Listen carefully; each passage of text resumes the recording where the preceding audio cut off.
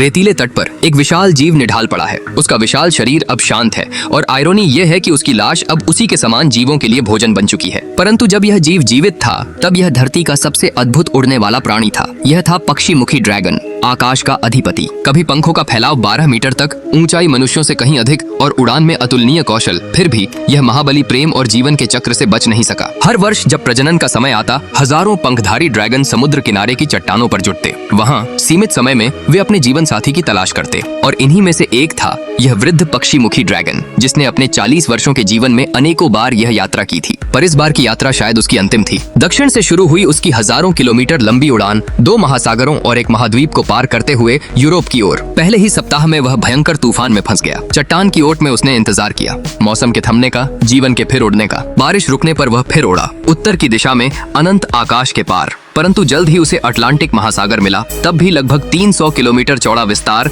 जहां रुकने की कोई जगह नहीं। उसने अपनी पूरी ताकत लगा दी, समुद्री हवा का सहारा लिया और बीच बीच में समुद्र से मछलियां पकड़कर अपनी भूख मिटाई। 2 दिन 2 रातों की निरंतर उड़ान के बाद वह आखिर यूरोप के किनारे पहुंचा, थका हुआ पर जीवित। कुछ दिनों के विश्राम के बाद वह फिर उड़ा अपने जन्म स्थल की ओर। अब तक उसने 14,000 किलोमीटर की यात्रा कर ली थी। बूढ़ा शरीर अब थकान से टूट चुका था, पर दिल में अब भी एक आशा थी, किसी साथी की, किसी जीवन की निशानी छोड़ जाने की। जब वह अंततः उस रेतीले तट पर पहुंचा जहां कभी वह राज करता था, वहां पहले से ही सैकड़ों जवान नर ड्रैगन इकट्ठे थे। सब अपने सामर्थ्य का प्रदर्शन कर रहे थे, ऊंचे स्वर में पुकारते, मादाओं का ध्यान खींचते। वृद्ध ड्रैगन ने भी कोशिश की, पर अब उसकी आवाज उतनी शक्तिशाली नहीं रही थी। धीरे धीरे उसे किनारे की ओर धकेल दिया गया, जहाँ कोई नहीं देखता, जहाँ कोई नहीं सुनता। 3 दिन बीते।